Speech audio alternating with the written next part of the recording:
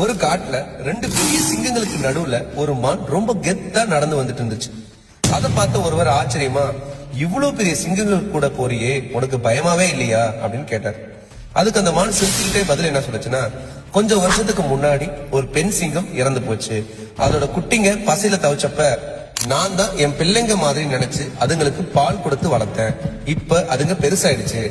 எங்க அம்மாவை எவனாவது தப்பா பார்க்க கூடாதுன்னு என்னையே இப்ப அதுங்க பத்திரமா பாத்துக்குதுங்க. இந்த விஷயத்த மரத்துக்கு மேல இருந்த ஒரு கிளி கேட்டுச்சு. உடனே அதுக்கு ஒரு ஆசை வந்துச்சு, நாமும் இதே மாதிரி யாருக்காவது ஹெல்ப் பண்ணா நமக்கும் பெரிய மரியாதை கிடைக்கும் போலயே அப்படின்னு நினைச்சது. அப்ப கீழே ஒரு பாம்பு அடிபட்டு கிடக்கிறத பார்த்துச்சு. உடனே இறக்கப்பட்டு கீழே போய் அந்த பாம்பு உடம்புல இருந்த முள்ளை எடுத்து விட்டு ஹெல்ப் பண்ணுச்சு.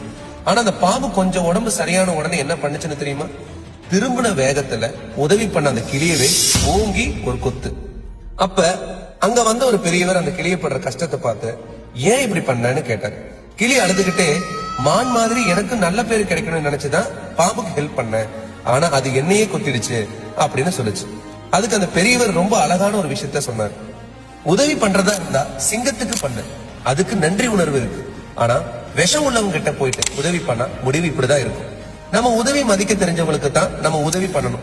இல்லன்னா நம்ம செய்யற உதவியை கூட மத்தவங்க நம்மளோட வீக்னஸ் நினைச்சுப்பாங்க. அதனால யாருக்கு உதவி செய்யணும் அப்படிங்கறத யோசிச்சு செய்யுங்க.